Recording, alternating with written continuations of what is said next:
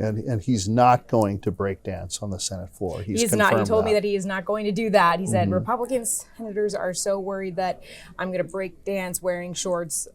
We did see him preside over the Senate wearing shorts, so that was a first. But yeah, I think a lot of senators, mostly Republicans, are upset about it. We also did hear from some Republicans, like Senator Lisa Murkowski, who said, I don't really care what anyone's wearing. But we did hear from a lot of them who felt like it was disrespecting, the institution overall. Welcome to Reporter's Notebook, where we talk to the Washington Examiner's top journalists about the stories breaking on their beats.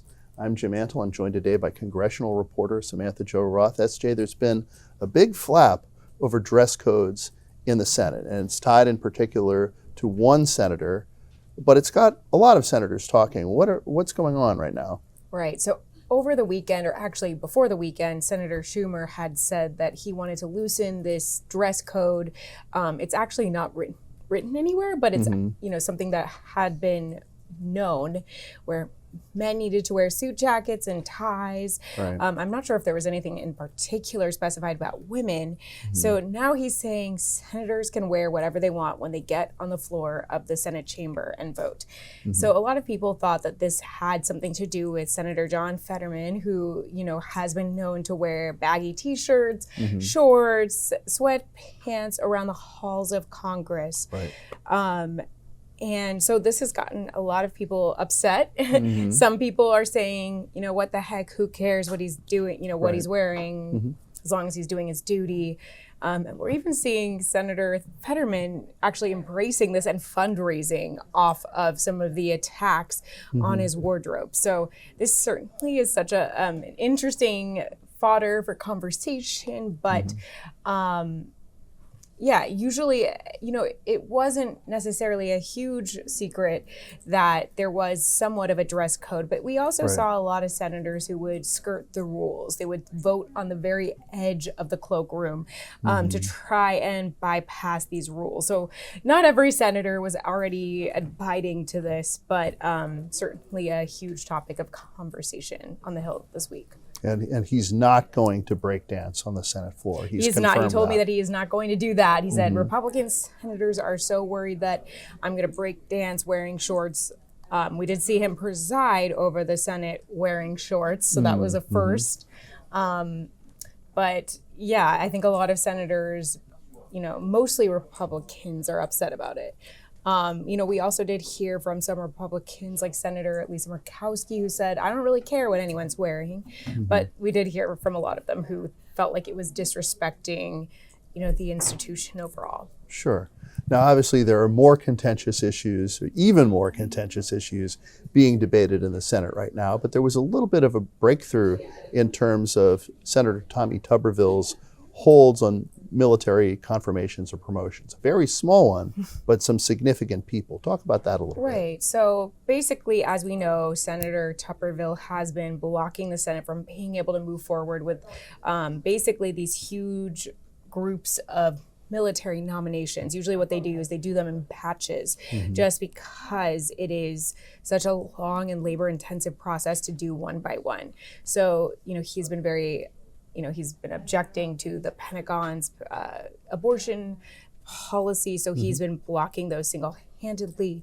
And Senator Schumer had been very clear that he did not want to give in. Well, that all changed this week when Senator Tuberville was trying to circumvent his own hold by putting in place some kind of procedural move where he was getting the signatures of at least 16 senators, and that word, traveled very quickly to the Senate Majority Leader that he was going to try to bypass his own holds. And so the Senator Schumer said, that's it. We're going to hold these votes on these very critical members of the military, which was done yesterday and this afternoon. They were able to confirm them very easily, might I add.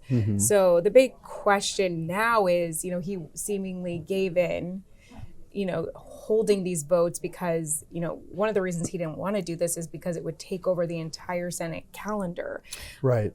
it could take so long to do this one by one. So we didn't want to set a precedent, but in this instance, things change. So the big question is, what are they going to do from here? Sure. Senator Tuberville has said that he's not going to, relent on the hold. So not sure really what their options are moving forward.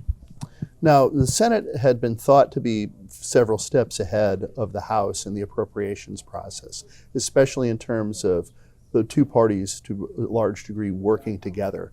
Now that picture is a little murkier. Talk us through what's going on. Obviously, it's all in state of flux and all these things could change overnight. But yeah, absolutely. So, beginning of the week, it looked like, wow, the Senate, there was this air of a lot of the senators thinking, wow, we're going to show the House what a responsible body is, what we can do with two sides working together.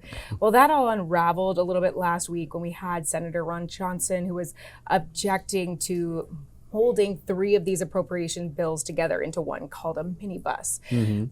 He really wanted to see it all go one by one, which is not something that we see very often. And even to have three is a rarity and something that a lot of senators said is actually a very big win, to be able to do three at a time instead of like the massive 12 bill omnibus.